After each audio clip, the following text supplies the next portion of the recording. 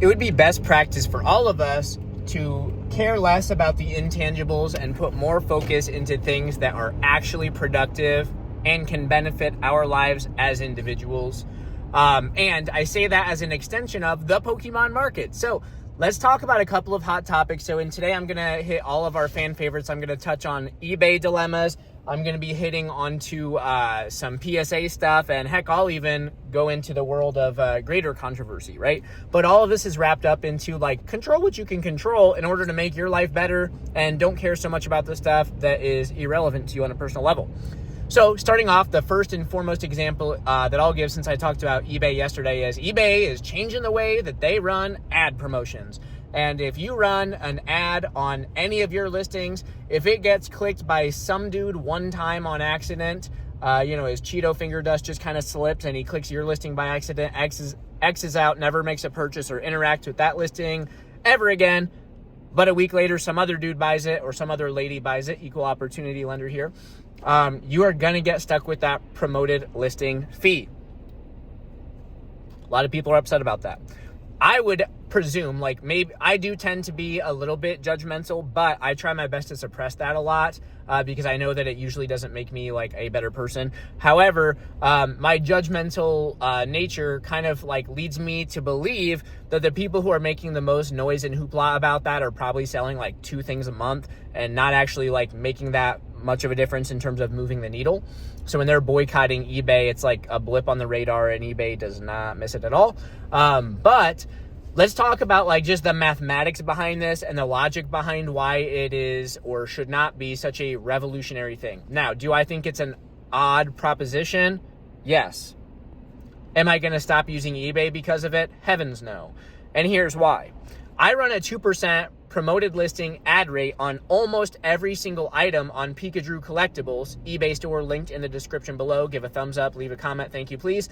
But with that said, you know what I do to be like a responsible seller who is using mathematics to back my business? So what I do is when I purchase an item and I'm comping it to see if it's worth buying or not buying, I include the 2% ad rate that I'm promoting my listings to. Because if I am choosing to run a 2% ad rate, then I am willing to pay the 2% ad rate if somebody does buy it from a promoted listing. Like, I have always assumed from the dawn of time, from the moment I started using promoted listings, I have always assumed that that was baked in, because, like, why would they not have been doing this 5 years ago? You know what I mean? Like, why would they not have been doing it this way from the get-go? And I always kind of just had a suspicion that it was random. But also, like, me speculating on that doesn't matter at all. But I just do the math, and I incorporate that extra 2% into the math. So to all the people out there who are, like, having a heyday with this news, it's like, first, is 2% actually going to make or break your business? Because if you're operating on a 2% margin, unless you're an absolute quadrillionaire, it's meaningless. It's an almost insignificant amount of money. And just include that in your math moving forward. Like, I suspect that it's not the 2% that's making or breaking somebody's business. I suspect that it's just the same eBay crowd who are going to be upset with eBay in the first place because they are a business that also is trying to make money, just like they are. Like, anyway, so there's that one. Moving on to like the whole PSA example. I'll go back and like actually include like how my topic relates to all the stuff I just said for the sake of clarity. We're talking about controlling the controllables. What you have control over is your ability to calculate an additional 2% in your comp, in your offer, before you buy the thing, before you list it on your store. Just include that into the mathematics. The next one would be PSA. So when the whole Pikachu and Zekrom issue came about, and I know this is old news, like what is this, 2 news cycles ago? When that whole fiasco happened and there were like people posting on Facebook groups or YouTube, or I suspect Instagram, but I don't use that platform. When people were posting about boycotting PSA, I'll just tell you, again, here's the hater, my inner hater, the inner like cynical dude that I try to suppress a lot. I would love to see those people's submission histories, like for real. I would love to see how many years they've been sending thousands of cards. Because if that's not the case, and I'll say, as a person who's been sending thousands of cards for several years, I also am not a drop in the bucket. PSA is grading 1 million cards a month. They don't care about Pikachu collectibles with his measly 100 or 200 cards a month going to PSA, measly 100 to 200 cards a month going to CGC. Like, none of that matters to them because they are grading hundreds of thousands or millions of cards a month. My numbers are not that significant. And if you've graded exactly 1 bulk submission or 0 bulk submissions or 5 bulk submissions where you're scraping by the minimum, it doesn't matter if you're boycotting eBay or not, like on the grand scheme of things. But if that is your personal conviction, you're free to do so. That doesn't mean it's going to make any difference on how PSA operates at all. But that is the most heavily broadcasted perspective, because just like how I was a hater a minute ago, all the people who are being haters on PSA, which to my knowledge, I think they even rectified that issue relatively fast. And I'll acknowledge my bias of I'm going to continue to use PSA for as long as it's logistically feasible.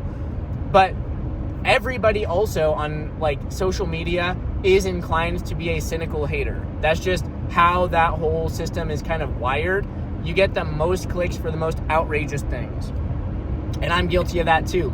The last video I posted, the thumbnail said, "You'll hate this." I mean, it didn't go viral. I think 20 people have watched it so far. But still, I'm trying to tap into the same game to some extent. But I am actively trying to make sure that the substance of my videos is in line with what I believe in and what I think is helpful. And I'll talk about the Logan Paul Illustrator. But first, tonight, Iowa, big Iowa Hawkeyes wrestling fan. And I bet that there's exactly 0 people who are wrestling fans that watch this. But tonight, Iowa versus Penn State, my most anticipated dual meet of the season. Our 197-pounder, Massimo Endine, I'm going to stop talking about this soon. Don't click out of the video. He was cut from the team. This guy, he came in as a recruit this year. He was a multiple-time D3 or D2 national champ. He worked his way brand new to the D1 and is now ranked at number 4. So he's a contender for the national championship in his weight class. Mysteriously cut from the team.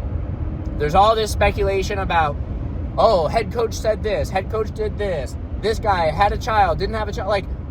I don't care. It's unfortunate that I don't get to watch Massimo Endine wrestle anymore. He's a solid athlete. I wish him the best. It's not going to stop me from being an Iowa fan if the head coach of Iowa, Tom Brands, was a jerk to him or not. I'm still going to probably watch their dual meet. You know what I'm saying? It's just, I don't know Massimo Endine on a personal level. I don't know Tom Brands on a personal level. I don't work at or am directly affiliated with the Iowa Hawkeyes wrestling team. It's just hoopla. It's just entertainment, right? And yeah, these are people's lives, but at the end of the day, it's I don't know, man. We're so far removed from all of that, impacting us personally, but people let it impact them personally on an emotional level, and it's crazy. And to end this thing, the whole Logan Paul Illustrator as well, you probably know what I'm going to say already because of the tone of this video, but there's all these internet sleuths who are dissecting the condition of this card. Is this really a PSA 10? Well, let me just settle this.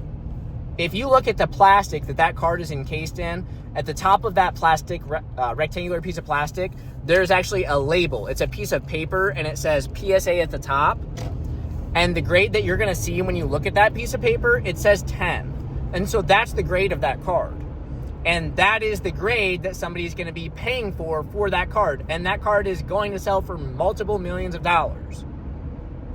Whether I would have pre-graded it a 10 or not, it is a 10 because that's the label that PSA put on it, and PSA is the company that graded it. So it is what it is, and I suspect that none of the people making these internet sleuth videos have enough money to actually buy the card because, heck, I sure don't. That's a fact. Thanks for watching. See you on the next one.